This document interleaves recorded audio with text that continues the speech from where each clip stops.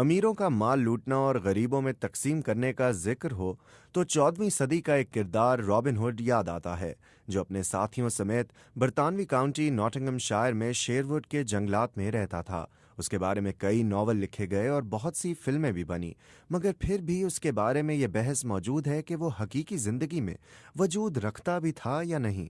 तहम ऐसा ही एक किरदार हिंदुस्तान में भी गुजरा है, जो रिवायत के मुताबिक अमीरों को लूटता था और गरीबों की मदद करता था। ये किरदार था सुल्ताना डाकू, जिसे 96 साल पहले 7 जुलाई सन 1924 को तख्ता-ए-दार पर लटका दिया गया था। आप सुन रहे हैं बीबीसी उर्दू की पॉडकास्ट और मैं हूं साद सुहेल। सुल्ताना डाकू के अकीदे के मुतालिक कुछ वसूख से नहीं कहा जा सकता। बेशतर लोगों के नज़दीक वो मुसलमान था, जबकि चंद मौरखीन ने इसे हिंदू अकीदे का पैरोकार बताया है, क्योंकि वो भातू कौम से ताल्लुक़ रखता था जो अकीदे के लिहाज से हिंदू थी। सुल्ताना और इसके गिरोह के लोग ज़िला मुरादाबाद के रहने वाले थे और सब के सब जुराइम पेशा थे।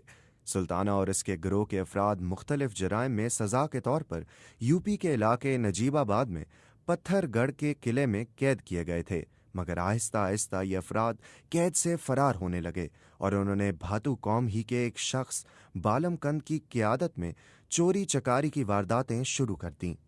बालमकंद एक दिन अपने जोम में मालूफ खान नामी एक बहादुर पठान से उलझ बैठा और इसकी गोली का निशाना बन गया, जिसके बाद इस गिरोह की क़यादत सुल्ताना के हाथ में आ गई। सुल्ताना इब्तदा में छोटी मोटी चोरी चकारी करता था। उर्दू के पहले जासूसी नावल निगार और अपने ज़माने के मशहूर पुलिस अफसर ज़फ़र उमर इसे एक मरतबा गिरफ्तार करने में कामयाब हो गए थे, जिस पर उन्हें 5,000 रुपये का इनाम मिला था। ज़फ़र उमर की साहबजादी हमीदा अख्तर हुसैन रायपुरी ने अपनी किताब नायाब हैं हम में लिखा है कि ज़फ़र उमर ने सुल्ताना को एक दो बदू मुकाबले में गिरफ्तार किया था। उस वक्त सुल्ताना पर सिवाय चोरी चकारी के कत्ल का कोई इल्ज़ाम ना था, इसलिए इसे महज 4 साल की कैद बामुशक्कत सज़ा सुनाई गई। ज़फ़र उमर ने उसकी गिरफ्तारी पर मिलने वाली रकम अपने सिपाहियों और इलाके के लोगों में तकसीम कर दी थी। रिहाई के बाद सुल्ताना ने अपने गिरोह को असर-ए-नौ मुनज़्ज़म किया। उसने नजीबाबाद और सहनपुर के सरकर्दा लोगों से राब्ते इस्तवार किए और अपने काबिल एतमाद मुखबरों का जाल बिछाकर डाके मारना शुरू कर दिए। उसे अपने मुखबरों के जरिए मालदार असामियों की खबर मिलती रहती थी। सुल्ताना हर डाके की मंसूबाबंदी बड़ी एहतियात के साथ करता और हमेशा कामयाब लौटता। ज़फ़र उमर के मुताबिक सुल्ताना डाकू बड़े निडर तरीके से डाका डालता था और हमेशा पहले से लोगों को मुत्तला कर देता था कि माँ बदौलत तशरीफ़ लाने वाले हैं। डाके के दौरान वो खून बहाने से मुमकिना हद तक गुरेज करता, लेकिन अगर कोई शिकार मज़ाहमत करता और इसे या इसके साथियों की जान लेने की कोशिश करता तो वो उनको कत्ल करने से दरेग ना करता। ये भी मशहूर है कि वह अपने मकतूलीन या मुखालिफिन के हाथ की 3 उंगलियां भी काट डालता। अमीर साहूकारों और जमींदारों के हाथ सताए हुए गरीब अवाम उसकी दराजी उम्र की दुआएं मांगते और वो भी जिस इलाके से माल लूटता वहीं के ज़रूरतमंदों में तकसीम करवा देता था। सुल्ताना की डकैतियों और दादो-दहश का ये सिलसिला कई साल तक जारी रहा, मगर अंग्रेज़ों की हुकूमत थी और वो ये सूरत हाल ज़्यादा देर तक बर्दाश्त नहीं कर सकते थे। पहले तो उन्होंने हिंदुस्तानी पुलिस के ज़रिए सुल्ताना को ठिकाने लगाने की कोशिश की, मगर सुल्ताना के मुखबरों और गरीब देहातियों की मदद के बायस वो अपने इरादों में कामयाब न हो सके। बिलाखिर अंग्रेज़ों ने सुल्ताना डाकू की गिरफ्तारी के लिए बरतानिया से फ्रेडी यंग नामी एक तजर्बाकार अंग्रेज़ पुलिस अफसर को इंडिया बुलाने का फैसला किया। फ्रेडी यंग ने हिंदुस्तान पहुंचकर सुल्ताना की तमाम वारदातों का तफसीली मुतालिया किया और उन वाक़यात की तफसील मालूम की जब सुल्ताना और इसके गिरोह के अफराद पुलिस के हाथों गिरफ्तारी से साफ बच निकले थे। फ्रेडी यंग को यह नतीजा निकालने में ज़्यादा देर न लगी कि सुल्ताना की कामयाबी का राज उसके मुखबरों का जाल है जो महकमा पुलिस तक फैला हुआ है।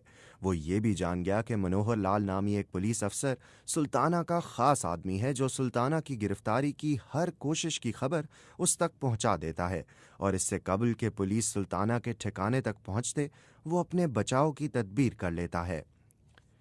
फ्रेडी यंग ने सुल्ताना को गिरफ्तार करने के लिए बड़ी जहानत से मंसूबा साजी की। सबसे पहले तो उसने मनोहर लाल का तबादला एक दूर दराज के इलाके में कर दिया।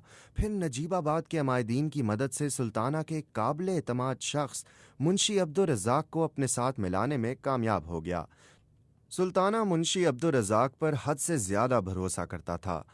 सुल्ताना की जाय पनाह नजीबाबाद के नवा में वाक़ जंगल था, जिसे कजली बन कहा जाता था। ये जंगल इंतहाई घना और दरिंदों से भरा हुआ था, मगर सुल्ताना इस जंगल के चप्पे चप्पे से वाकिफ था।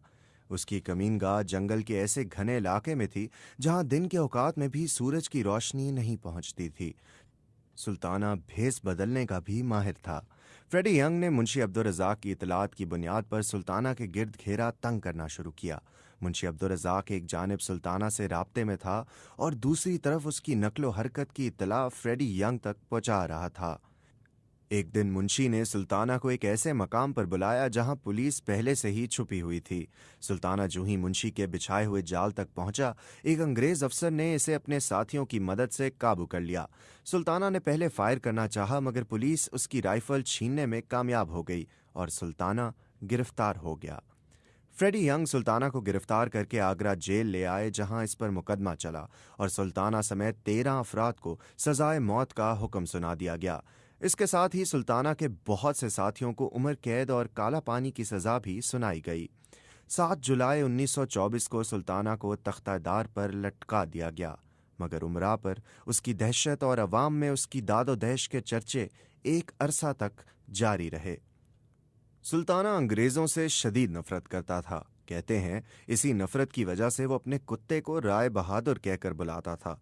ये एक एजाजी खिताब था जो अंग्रेज सरकार की जानिब से उनके वफादार हिंदुस्तानियों को दिया जाता था। सुल्ताना के घोड़े का नाम चीतक था।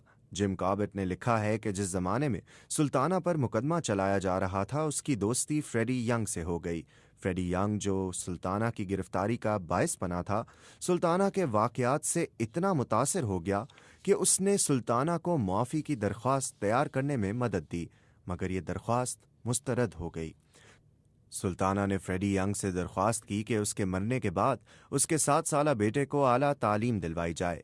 फ्रेडी यंग ने सुल्ताना की ख्वाहिश का एहतराम किया और सुल्ताना की सजाए मौत के बाद उसके बेटे को आला तालीम के हसूल के लिए इंग्लैंड भेज दिया और बाद अज़ां वो इंडिया वापस आया और ICS का इम्तिहान पास करने के बाद महकमा पुलिस का आला अफसर बना, जहां से वो इंस्पेक्टर जनरल के ओहदे से सुबकदोश हुआ। सुल्ताना अपनी जिंदगी ही में एक असातीरी किरदार बन चुका था।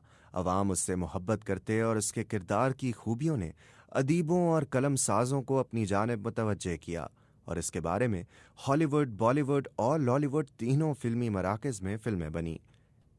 इस पॉडकास्ट के स्क्रिप्ट के मुसन्निफ हैं मोहक़िक़ और मोखिर अकील अब्बास जाफरी। आप इनका तहरीर करदा आर्टिकल bbcurdu.com पर भी पढ़ सकते हैं।